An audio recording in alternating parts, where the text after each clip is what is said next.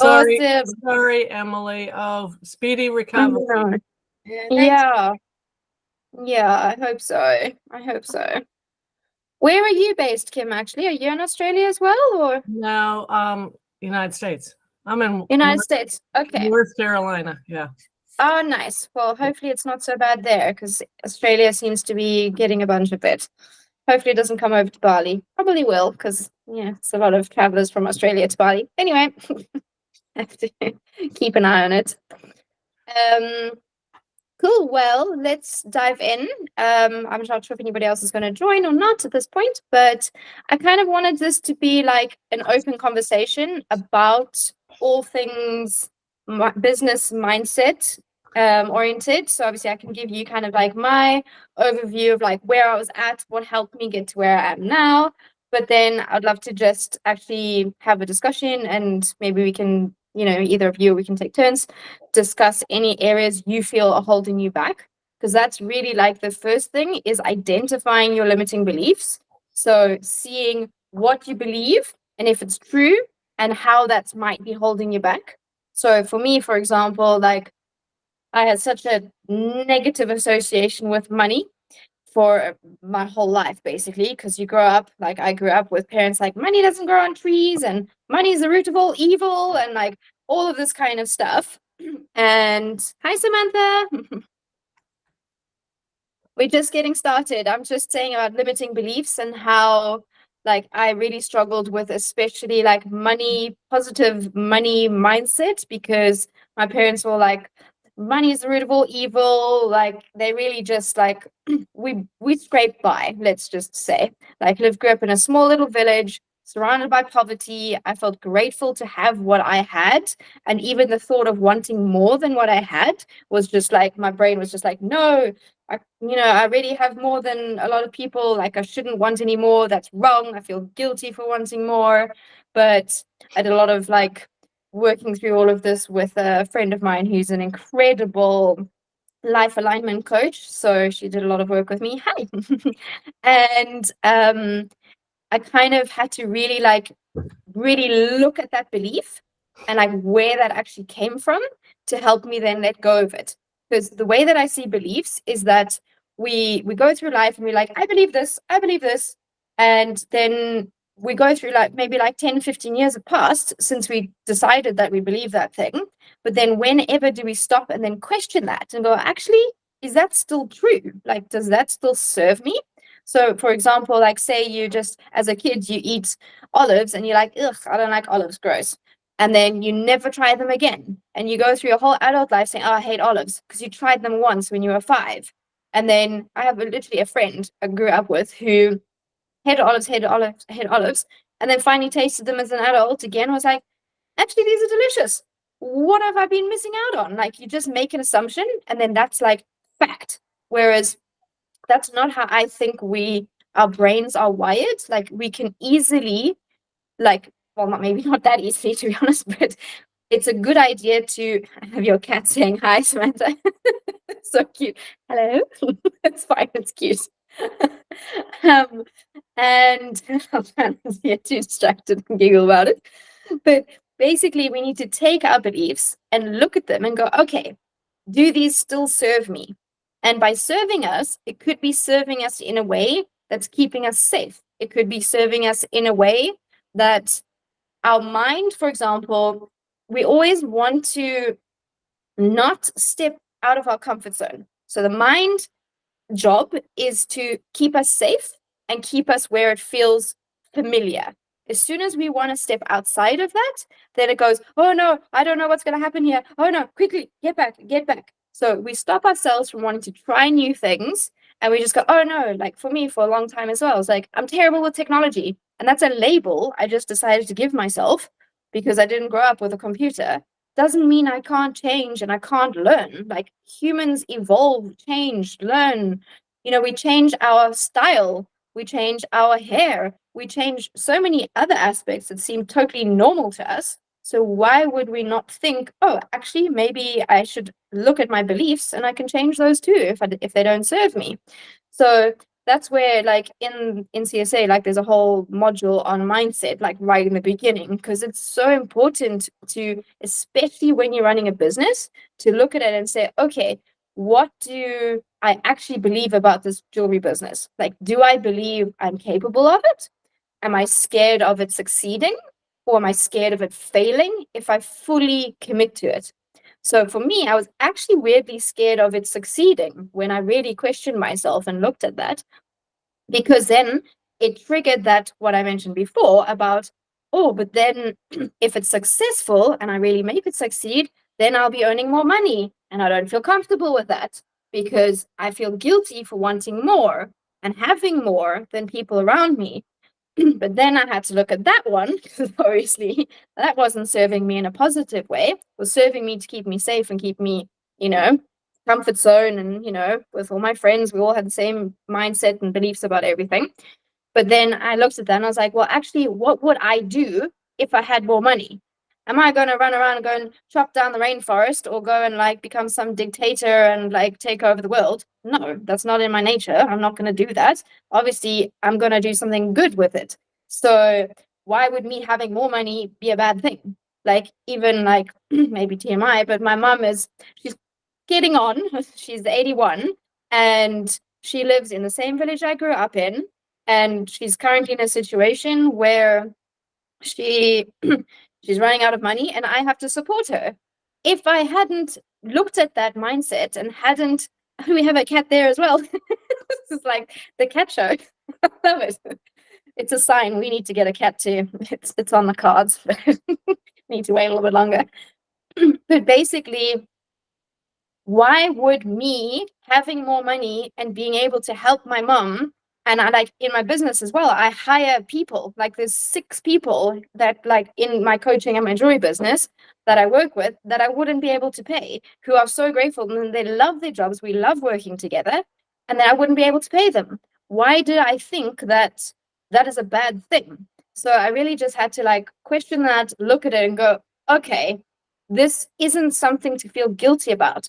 But then what I find is then you go to a new situation and then that belief gets challenged again. So it's kind of like, do you really believe this? Or you're just telling yourself you believe this. So then it challenges you again to be like, no, really, this is true. This is me. This is what I believe.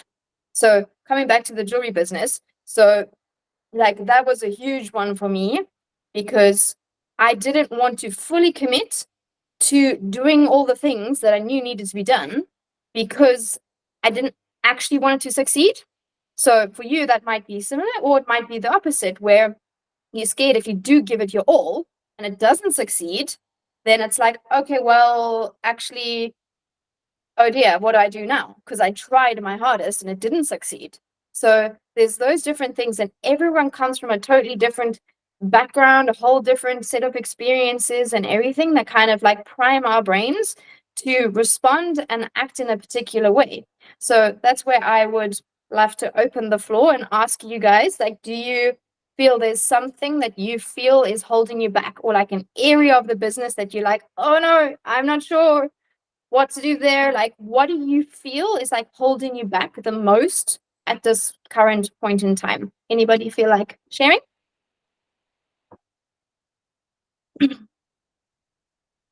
I feel like I realized recently that I am afraid to like put a lot of effort into being creative, like thinking outside the box. When I started my business, I started making process reels, and that was just all I made for like over a year, was just process reels, and it wasn't getting the results that I wanted.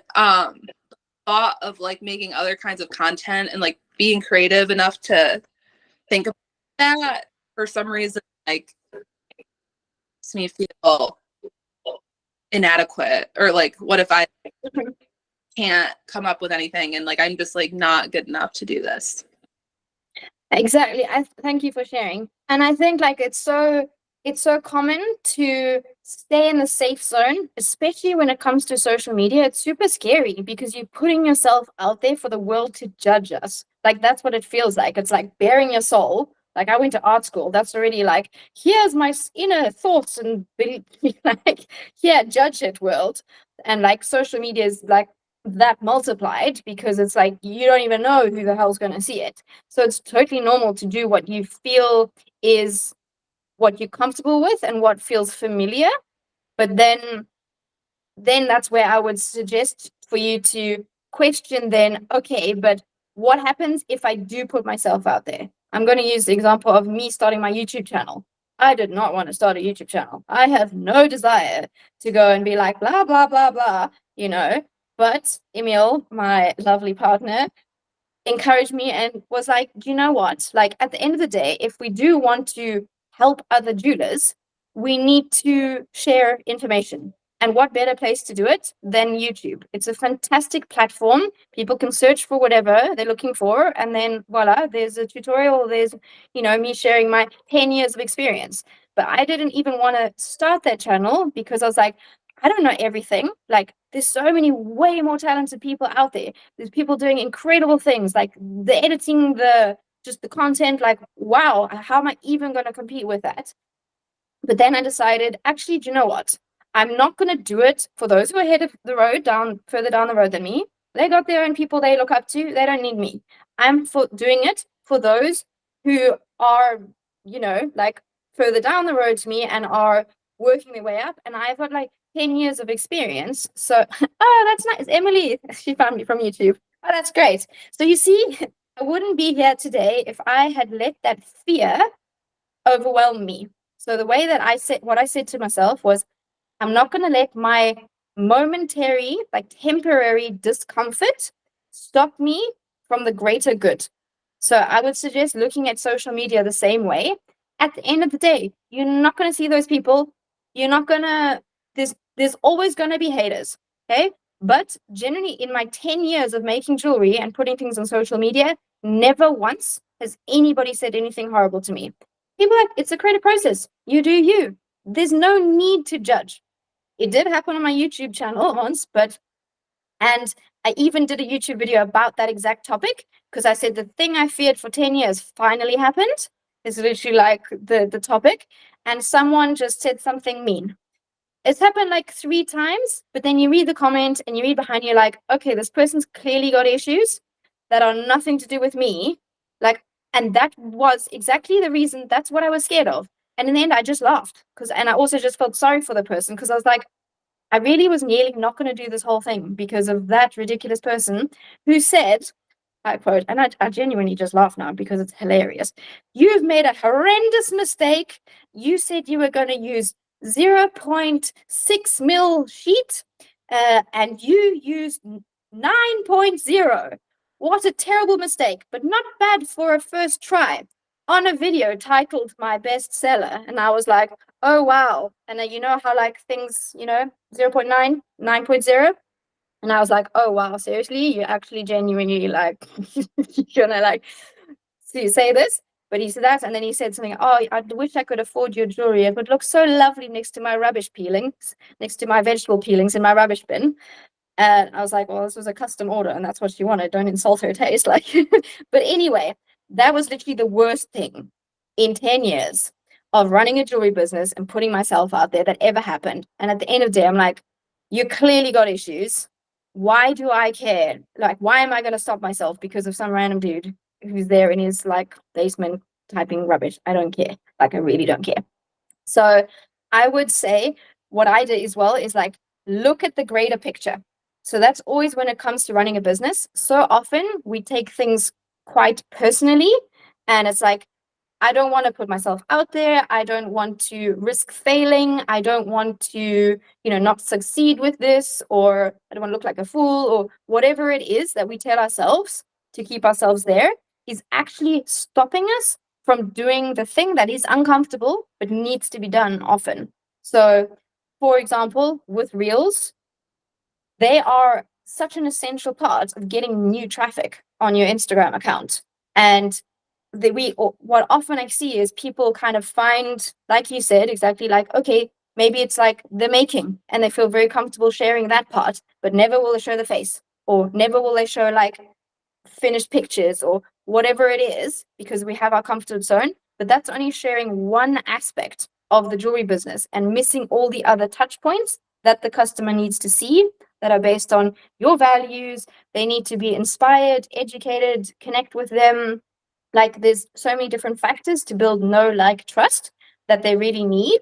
And if we're just sticking to that, then all of that work, all of that effort in building new collections, coming up with new designs, creating website descriptions, like all of the other stuff we're doing is kind of pointless if we don't do those things that are holding us back. So I think for all of us, it's something different. Maybe it's like setting up a website. That was one that scared the hell out of me for a really long time because technology, not my thing. But then I did it and it wasn't as scary. But I had to have like a deadline of this massive exhibition, new designers for anybody. I don't think any of you are UK based. Big exhibition with like shops and galleries coming there. And it was like a huge showcase. And my teacher was like, this was my last year of studying.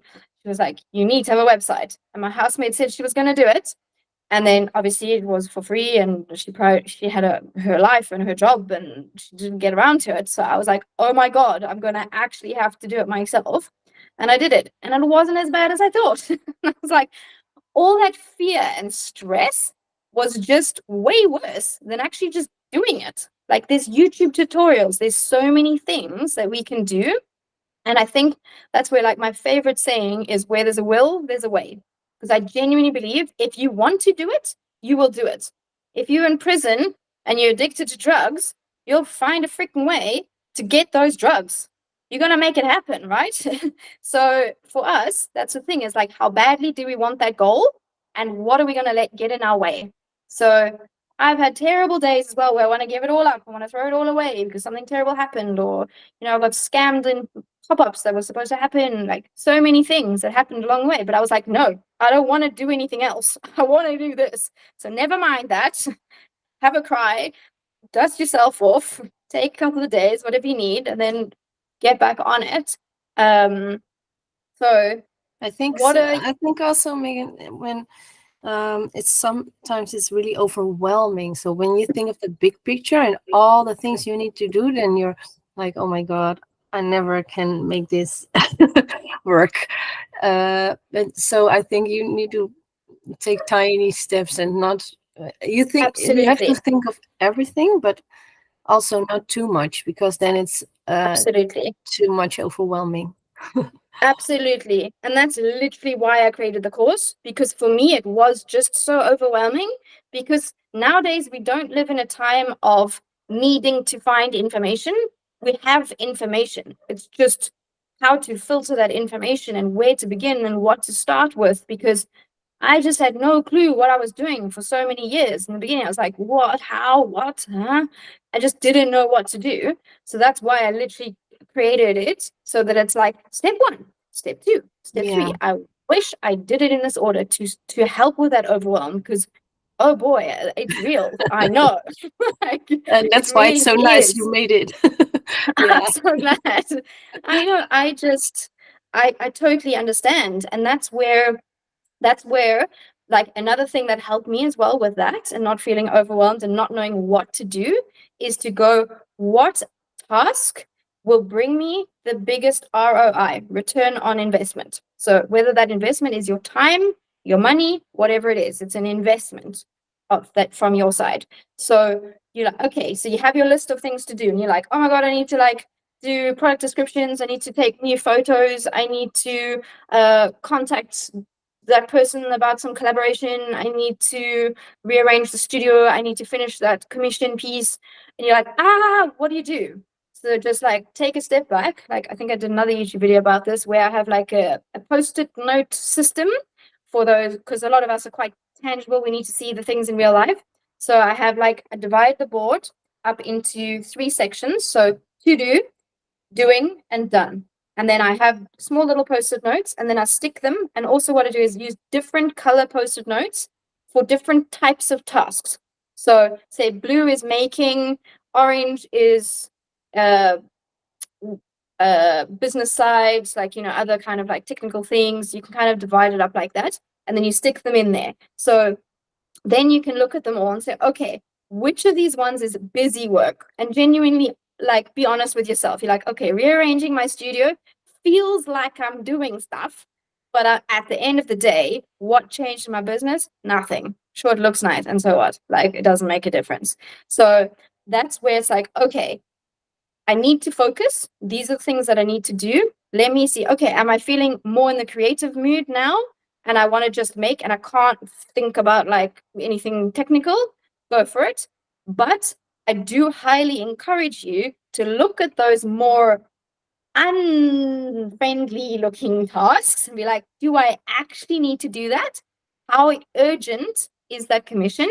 Or how urgent is it to update your website and put the link on your social media so that people actually start coming? Because then we go, I need to take better pictures before I send people to my website. No, you need to just start sending people to your website. Better pictures will come later. But I think that's another one, is perfectionism. Is that so often we go, no, I can't do this because I need to do this, because I need to do this, because I need to do this. And then it's like, you want everything to be perfect before you're going to do the thing. So launching your website, for example, you need to like have the pictures, the product descriptions, the perfect new collection to launch it with, like all of the stuff. No, you don't. Just put it there, and just then it's like, okay, I did it. It takes that fear and like, whoa, it's a big task. Oh, and then all the other stuff will start happening, because it's like, oh, well, it's there already, and it's there, it's live. I better like, do the photo shoot now, and do all the other stuff that I said I was going to do. So yeah, like trying to really like look back and be like, okay, this is a business. What does the business need for me to do right now? That's important. Because I think so often, like, it's so hard not to keep it as like a personal thing. It's our creations. Like it came from our soul. Like it feels like it's us, it's you. But making that separation is really good. What does the business need? It's a separate entity. If it's doing well or it's doing bad, it's not a reflection on you and your self-worth. Like, it's a business. It has good days, has bad days. Sometimes things happen or whatever. It's out of our control, but separate it. For me, obviously, it's harder. It's my name. So my jewelry business is my name. So if it's not your name, it's slightly easier to be like, oh, what does Sparkle Cat need? So yeah. Anyway, are we talking? Anyone else want to add anything or say anything? Well, I find it also really hard to show my face. So it's like the visibility of yourself, or yeah, putting yourself out there. That's really, I feel it feels for me like a really big step to do that. Absolutely. Absolutely. And the thing with that is you don't need to do it every single day. But at the end of the day, take a step back and go, okay, the business would benefit from me showing my face, because it shows the personal side to the brand and helps people connect with it and realize there's this lovely person who's creating this jewelry that I'm going to wear on my body for years to come. Like, it's nice for them to see the face. So either that's a decision for you to make. Do you want just like a business that's no face? And that's a choice to make. Like, there's loads of huge big brands. We don't know who's the designer or what happens behind the scenes, but we also kind of impersonal to them. We're but like, well, Soma, Zara, whatever, makes no difference. Whatever's on sale. Like, you don't care as much. When you are willing to show your face and be the face of the brand, people can connect with you. People can resonate with you. And Ilse, for example, who I'm not sure if you've connected with yet, she's in Belgium. She super shy, super lovely, but she also, like, we had this whole conversation as well, like a while back, and she was like, I also don't want to show my face, but we did it, like, we had the community group, and we're like, okay, just share the picture in here first, like, just so to get comfortable with the idea of a small group of people seeing it. But she's very like quiet and calm, but when people know her, they love her. Like, she does lots of commission work. That's mainly how her business operates, and it's because they love her. So her just showing her face every couple of months or whatever, just a little, hi, I'm Ilse, just nice to meet you all again.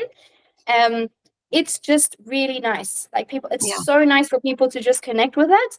And even if you want to not show your front of your face, what I also suggest is a nice starting point is to ask somebody else to take a picture of you from behind working at your bench, at the jewelry bench, and just like take a picture. Then they can just kind of like get an idea of you, even if you're not like, hi, this is my face, because that feels awkward and uncomfortable. And I promise you, I do reels every day. I still sit there and go, oh God, oh God, oh God.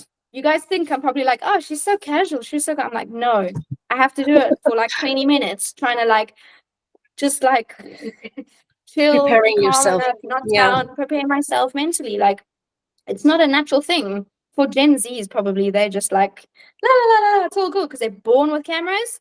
I wasn't. I didn't grow up with a camera in my face. Like, it's not like I have my go-to expressions when a camera comes, and like it's like, okay, I probably should try some other facial expressions, but like it's not normal.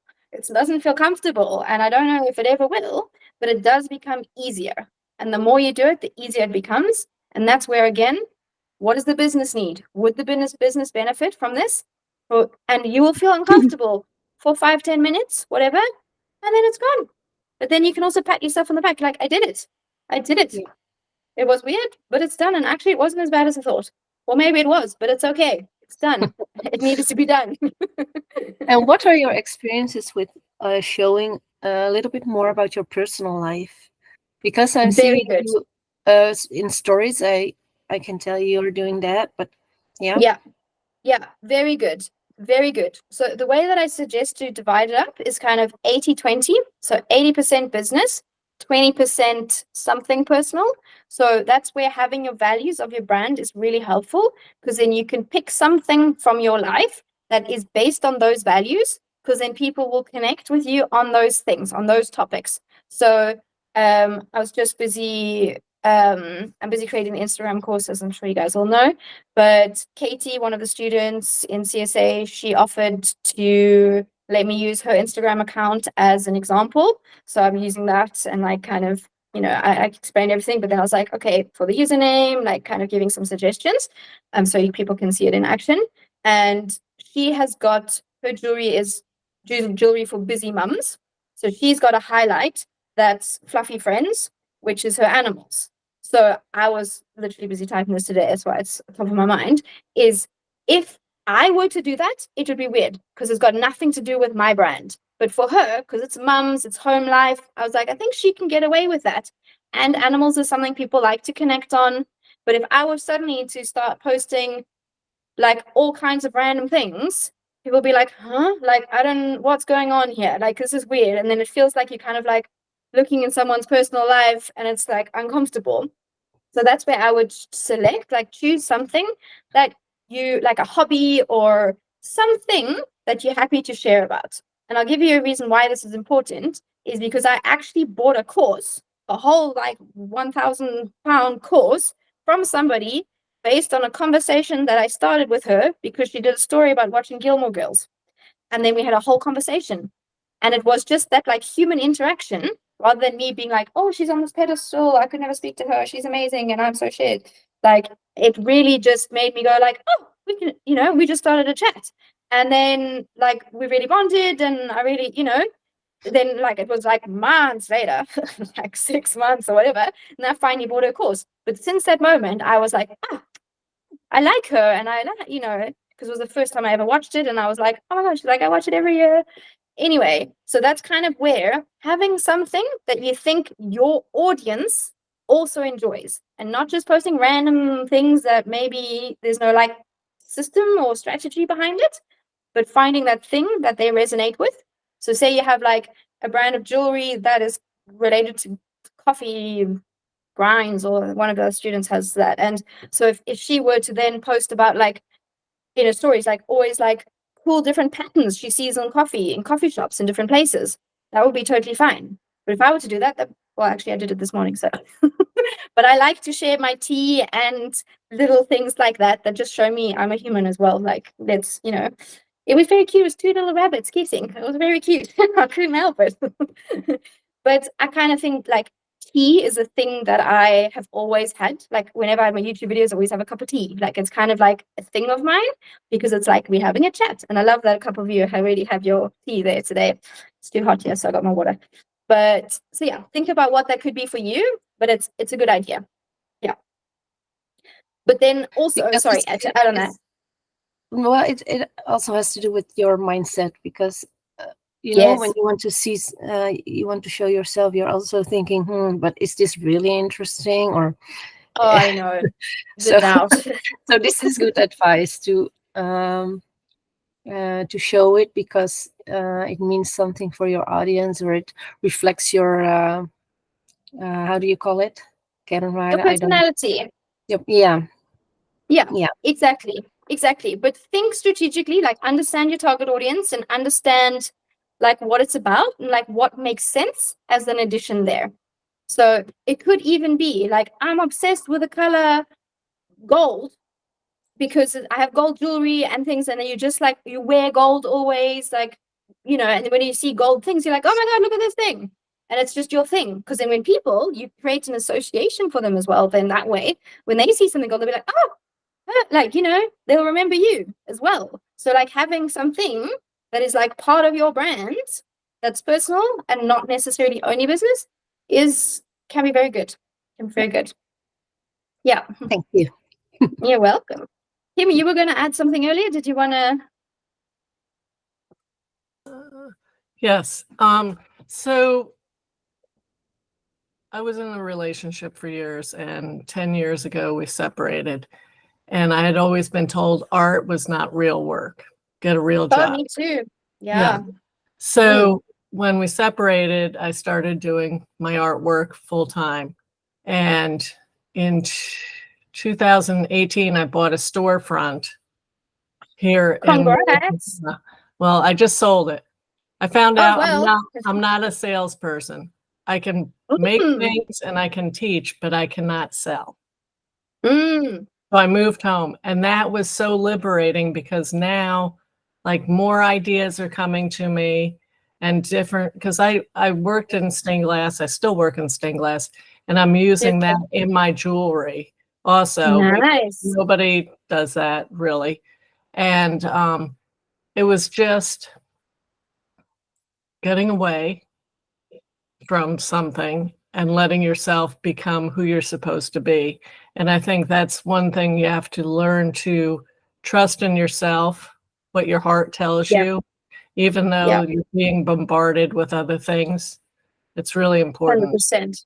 Yeah. So important. So important. Exactly. Thank you for sharing that. And I Yeah. couldn't agree more. And that's kind of the reason I'm in Bali, actually, is because I just didn't, I feel like I was surrounded by people who supported me as I am now. Because I went back to the UK and I was surrounded by friends and family who knew me from 10 years ago, where I was bending over backwards, doing favors for everybody left, right, and center, totally neglecting myself and what I needed to do to sort my own life out. And going back there was super weird, because I feel like I've changed so much, but in their heads, I was the same person. So the way they were speaking to me and interacting with me was like, I was like, who's that person they're talking to? Like, whoa, no, like, this is not, I'm not that person. And sometimes it really does take, and it can be painful and not nice to actually like remove yourself from that situation. So yeah, I'm glad that you did that as well, where you were like, no, this doesn't support me. This isn't helping me become who I want to be, and feeling genuinely like empowered. And this is how I want to be. And a lot of the time people feel scared, or they get kind of like jealous when they see somebody kind of stepping into their power and fully, you know, like I'm sure you changed your persona and just like from inside, like you just felt like a different person. And that is scary for other people who are still not living in their true power, because they're like, they want to like bring you back down to their level, because they're like, oh no, one, it feels like you're holding up a mirror to them to make them question themselves and their life and their choices and everything, because they're not feeling the way you're feeling.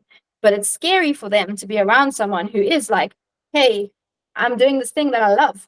So especially with jewelry making as well, like often people, one, don't even believe like he can make a real living from that. Like, is that even a real job? Like I've had this discussion with students in the past where their parents are just like, what are you doing? Like, this is ridiculous. But then like having a grandparent who was like really supportive of that. But then when that grandparent passed away, it was super hard, because that was the person who was like, yes, you can do this. But then everybody else is like, no. But that's where you have to have that conviction to be like, shut out that noise and know that this will make you so happy to succeed and to do this. And no matter what the hell it takes, like make it happen. And I think like that's where, yeah, it can be really, really challenging. Sorry, Emil is in the background, so sorry that you don't know him. His parents, I know. It's so true. Like building this coaching business, they were terrified. Every weekend, every time we saw them, we're like, guys, are you sure? Are you sure? You don't want to go back to your other business? We used to have another business where we sold propagation stations and like plant pots and all kinds of stuff, and I did really, really well. But then COVID happened because we were drop shipping from China, which didn't sit well with me. We literally started that business on like a experimental whim. We didn't know it was going to blow up and be amazing. Like we grew an Instagram account to like over 200k followers in a year. Everyone was just going nuts for everything. But then COVID happened, and then products weren't being shipped and delays and everything. Anyway, sidetrack. But they kept being like, go back, do that business. We're like, it is full of flaws. Like it doesn't sit with my values. It wasn't ever, I didn't think it was ever even going to succeed. Like no, I'm not putting my face on that. Like, no. But they were like, to them, it was like, you made money from that. It's a safe option. Why are you doing this coaching thing? Is it even going to work? We were just like, no, this is going to work. We took courses, we educated ourselves, and in a way, it was motivation to prove them wrong. I'm a bit like that. Someone says I can't, I'm like, oh, watch me. So it can work the opposite way as well. So I think like what people always say, I'm sure you've all heard this before, like we are the sum of the 5 people we surround ourselves with. And I think that is so true. And I consider the people we surround ourselves with, even if it is a YouTuber, whatever it is that we are influenced by the most. So I think that's why like I'm currently in the stage where I've kind of like moved away from my like childhood friends, because they still like, oh, money, root of all evil, that kind of mindset. I'm just like, I can't, guys. Like, it's not like, let's move on. I've left that behind. And every conversation we disagree now. And it's really weird because they were like like many years, like best friends, but they didn't change their surroundings or anything. And I can't have conversations, like we just disagree on everything because I've just shifted like out of that like a negative mindset. I just don't believe that anymore. So yeah, it can be hard, but I don't know Wow. what your guys' situations are like, and if you feel like you're supported by the people around you, or how's that feeling? Some are, some don't. No, I think that the money mindset is really something I hear a lot. But I also grew up with all things negative about money, and you should be saving it, and it's all about safety, and so not taking any risks or something, and also really you can't make money from art. So Exactly. Like I also like have an art background, like art degree as well. My dad used to call it a bugger all degree. It's like a BA. It's like a bugger all. Like what you gonna do with that? So like it's just like a common thing. Like you don't make money from that. So it's like, even to be honest though, at art school, like I think I did a reel, I'm not sure if it's out yet, but basically saying like how we are taught to criticize and analyze anything creative we do, rather than to promote it or talk about it positively. So Kim, when you said, oh, like I'm not a salesperson, me neither. I didn't ever used to be. That's like, oh, I'd literally rather give it to you than have a conversation about how much it costs. Because to me, I was just like every bit of my fiber was like, it feels wrong. But then the way that I had to shift that belief was not looking at sales in the old-fashioned way of sales is sleazy, icky. Like we have all these associations that are really negative with sales. Even if you're like, you're in sales, you're like, there's a part of you a lot of us, that's like, ew, like sleazy, gross. You just like steal people's money. No, the way that we need to look at that is we're not like an encyclopedia salesman who comes around knocking on your door, everybody's door in the row, going, hey, do you want to buy this encyclopedia? And you're like, no, thank you. Like, I'm good. I'm busy eating lunch, or like whatever you're busy doing. And they're like, no, but really, have you seen, if you buy this one, you can get this one. But did you know, like, and they keep on like, I feel like it's like the foot in the door, kind of just like won't let you go. And they're really like pushy and aggressive. And that's kind of like, I think, what my idea of sales was, that you have to be really aggressive, really pushy, really demanding, and you want the sale whether the person wants the thing or not. And that's the aim of the game. Absolutely not. I scrapped that idea, threw that out the window. And instead, when you're selling something, a product or a service, you are solving a problem. Jewelry is obviously not solving like a, oh my God, I need a chair to sit on, or, like, that's like a problem. Okay, I need a chair because I don't have anything to sit on, right? That's like an obvious design problem. Like, this is me teaching design for 7 years, like the problem, the solution, the product. But basically, jewelry, obviously, we don't think that it's like, oh, they need it. But then again, I mean, every woman I speak to is like, I feel naked if I don't have jewelry on. Like, it's part of you. It's like part of getting dressed in the morning and feeling good about yourself. Like, if I would go to work and I didn't have my earrings on, I was like, oh my God, I feel naked. Like, where's my earrings? Like, it just becomes part of you. It makes you feel good. It makes you feel confident. It's sentimental, like things have meaning to you and they resonate with you. If you don't offer that solution and you create something like a target audience and knowing what you're creating and what you're sharing with your target audience, and knowing that you're creating something that they've been looking for, they love. So like, say you're at a market and someone comes along and goes, oh my God, finally, like, this is stained glass jewelry. I've like been thinking about this, but like, I've wanted this for so long. Oh my God, I'm so glad I found this. And like, I want this in my life, and I know I want to get a gift for this person and this person, this person. You're creating something that they want. You're never forcing, you're never pushing. It's not like that at all. They're going to go and buy some jewelry somewhere if you're not creating the solution.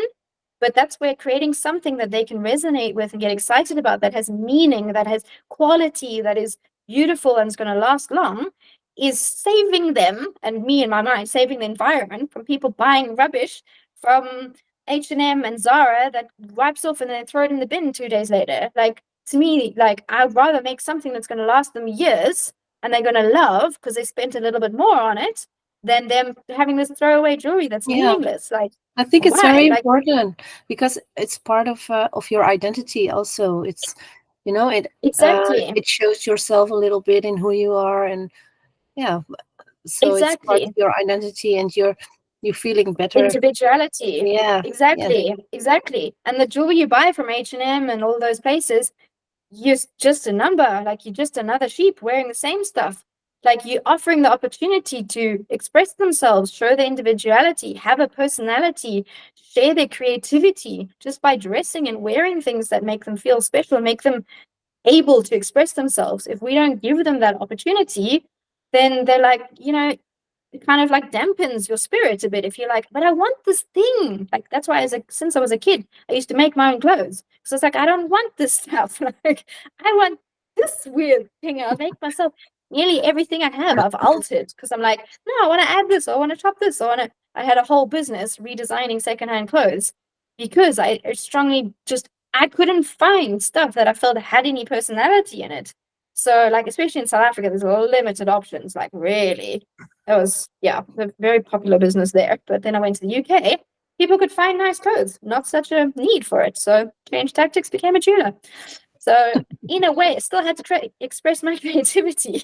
And I think like that's also something to look at, is like being a jeweler and having, a successful business. You get to express your creativity and you get to make a living off that. Why is that wrong? Like, there's nothing wrong with that. That's a beautiful thing. So that's where it's like, focus on that goal and your why. It's like, why are you doing this over anything else? You can make faster money tomorrow if you go get another job. It's hard work building a jewelry business, but the rewards are so much better. Like, it's so much better. But yes, we do need to put our face out there sometimes, and that's horrible and uncomfortable. And yes, we do need to create websites and do horrible tech things, but at the end of the day, it allows you to also make and also express yourself and also create something beautiful in this world. Yes.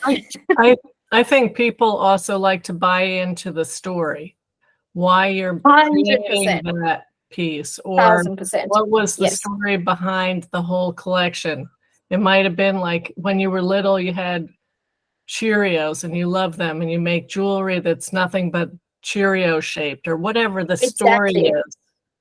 100%, exactly. Like I speak about that a lot. Like your whole, you need to have like your USP, so what your brand is about, and that aligns with your target audience. So we have these values, we have these beliefs, we have these desires, this creativity, and that is kind of like the focus of your brand.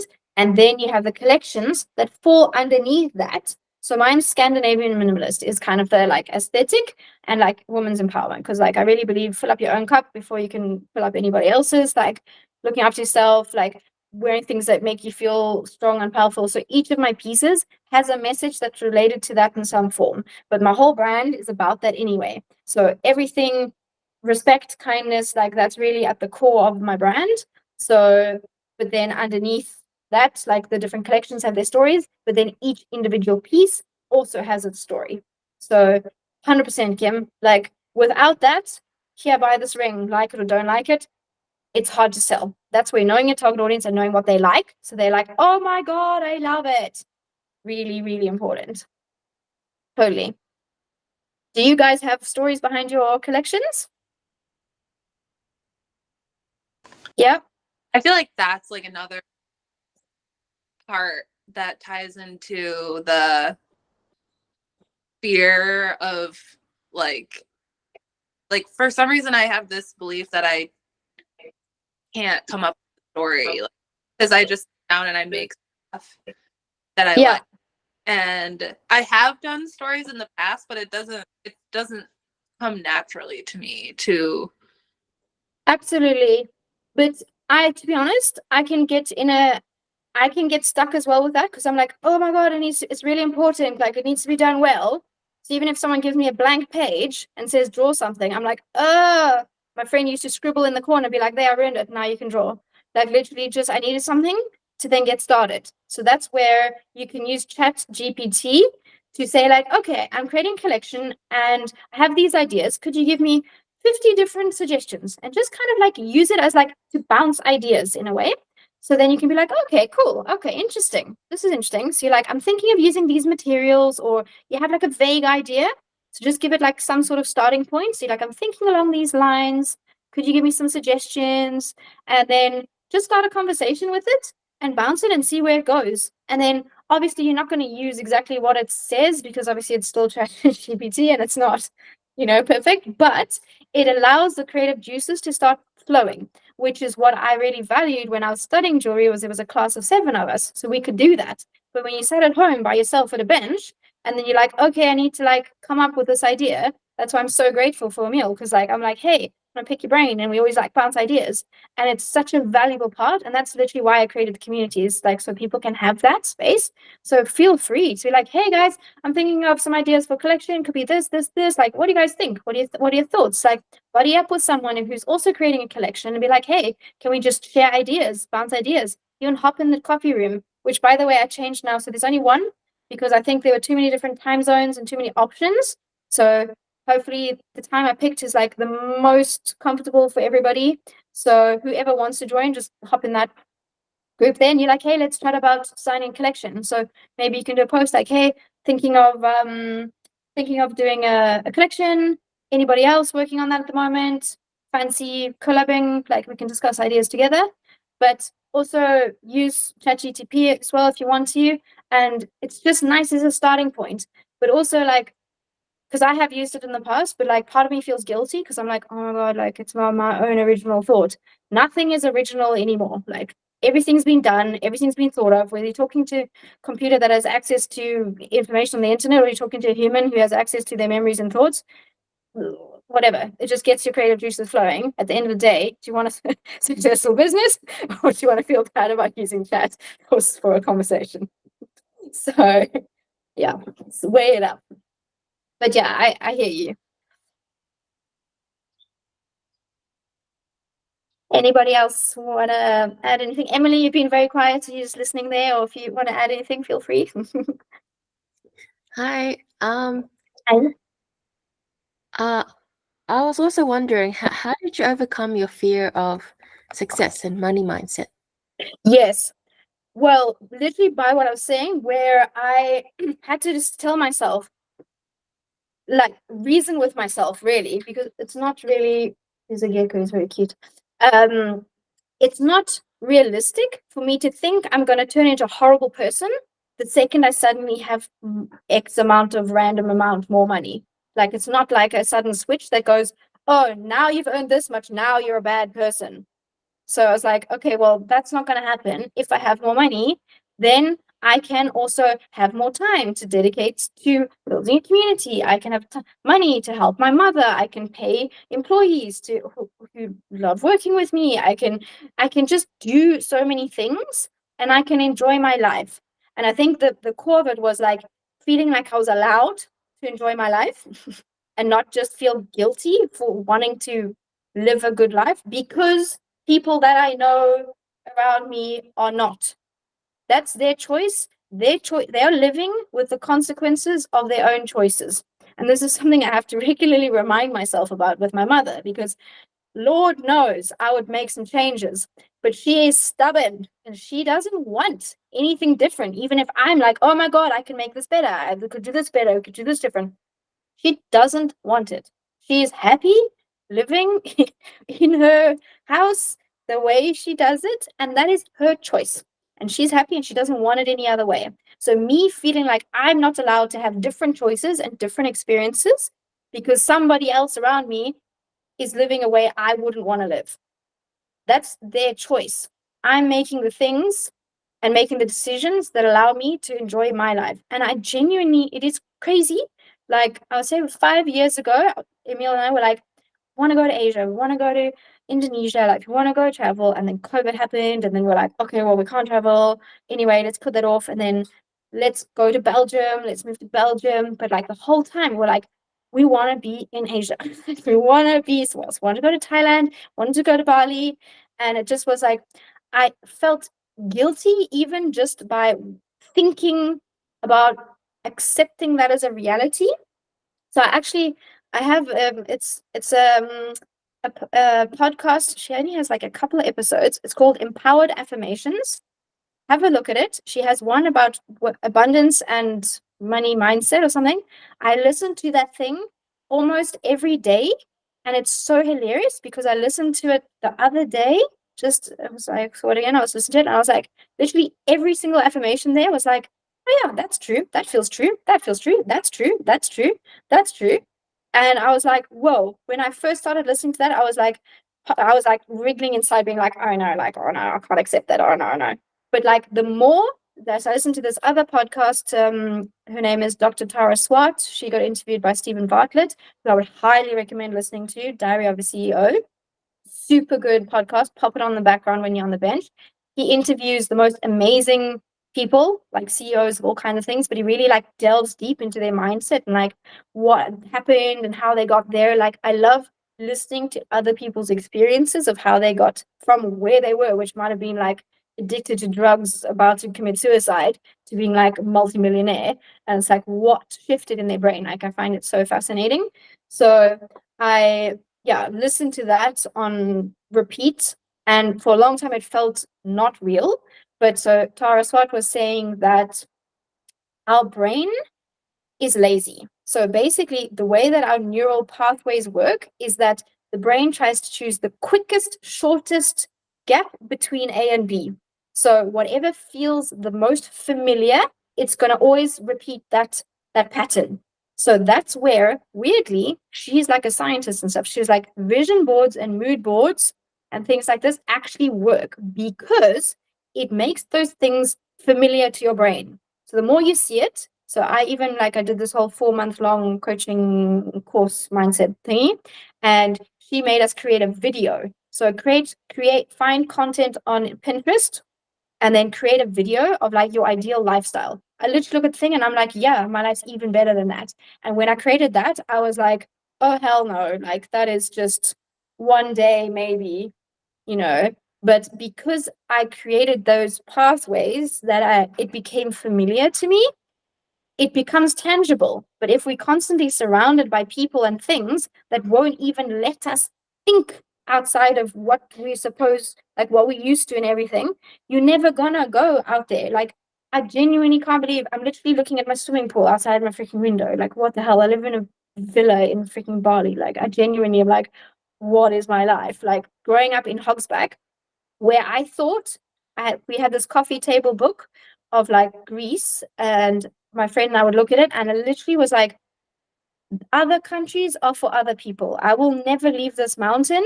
Like have no money. Like how am I ever gonna go somewhere? But I like when we used to drive, we'd go drive down a slope, and up was like this. Would close my eyes and pretend I was going on an airplane. So never even went on an airplane. Like we never go on holiday. Like we didn't have money. And that was just normal. But then I was like, other people deserve it, but not me. I was like, but why? Why am I not deserving as much as any Tom, Dick, or Harry? I would wish it for them. I'd want it for them, and I'm happy for them to have it. But me, oh no, I don't deserve it. No, it's just like a shift. It's a lot of work, but when you kind of like dig deeper below, like where it actually comes from, why do you believe that? And I think for me, I had to go back generation actually, because my mum, German, she grew up with her parents who left Germany just before the war. They had nothing. They started from scratch. They had companies that were destroyed. They moved to South Africa, their bags, and started from scratch. So obviously my mom's mindset is like, cling on to everything I have, because that was her experience of like them not having and them having to start from scratch and build everything. So she does not like change. Like she needs to, any little thing that she ever touched, like the same curtains, they're like, sorry, but like she refuses to change anything because she's in that like limited mindset of like, no, limited, we don't have. Whereas like, let go of that. Like there is abundance. You just have to let it in. Like accept that you're deserving. So look at why you feel you're not deserving of it. And that's when you like, okay, do I actually need that? Is that true to me? Because I understand that worked for my mum, but that doesn't work for me. I don't live in that world anymore. I don't need that clingy, limited belief system. It doesn't serve me. Bye. Thank you very much for sharing that. It's really, You're welcome. I hope it's helpful for you guys. Like it's a lot of work, but genuinely like working on your mindset is so important because your business cannot grow any further than your mindset. So if your mindset's here and what you think you're deserving of, your business will stay there. When you're like, okay, actually, maybe here, then here, baby steps. It's not like from one day to the next, you're going to be like, I'm going to be a multimillionaire, because your brain's going to go, oh, hell no, you're not. Don't lie. So for me, I had like written next to my bed, like I make between 1,000 and 2,000 pounds a month. And I was like, oh my God, like part of me didn't believe that. That was like pushing my upper limits of what I thought I was capable of. And then I pushed that and pushed that and pushed that until like you step bit by bit out of your comfort zone so that your brain goes, okay, that's doable. It's not ridiculous, but it's doable. So I would suggest you do it as well. Like have it next to your bed, literally every day. I like saw the thing and I like had a little affirmation and saying like, I comfortably make this amount of money from doing my creative passion. And make it familiar and change the number. I kept like scratching out, like, okay, that feels comfortable. Let's push it up a little bit more. Okay. Yeah, and what you like, say is also true, Megan, that listening to other people about this topic and also Emily reading about it, it really helps you create this mindset. So I have a book, it's a bit of a cheesy title maybe, but You're a Badass at Making Money. Nothing cheesy about it. No, bring it on. but it's it's a really helpful and inspiring book. So, well, I would suggest it to read it. Yeah, Definitely. Thank you, Seneca. Exactly. Like, feel free to share whatever you find helpful in the community group as well. If you're like, guys, working on money mindsets or whatever it is, it's super helpful because like that's how we open our minds from what our friend group knows. Like we know what they know already. We want fresh ideas. We want fresh thoughts. Like Emil really opened my mind so much to like podcasts and different things that like, I just told myself I didn't have time to like look at or whatever. But then, you always have time. You can having lunch and you just put on a podcast in the background. Like, you always make time for things that you care about. So yeah, exactly. Any last thoughts or anything anyone wants to share, or How are you all feeling? Are you feeling positive? Or are you feeling overwhelmed? Positive. Great. Amazing. Amazing. Well, I love these type of conversations, so let's keep them going. And if you have any like, this or that, anything you want to like discuss, just pop it in the group as well. And maybe we can have another conversation like this as well as a call as well. I think they're super fun, and yeah, we can go in more depth if you like. I'm struggling with this particular thing. Let's dig. Let's chat about it. I'm super happy to help with that as well, because I think it's really an important aspect of having a business. Like it really, really is. Yep. Believing that is possible. Yeah. Thank you so much. Alrighty. You're so welcome. So nice to see you all, and see you all soon. Have a Okay. lovely day, evening, morning, Yes. wherever you are in this lovely world. Bye. Ciao. Bye. Bye. Bye.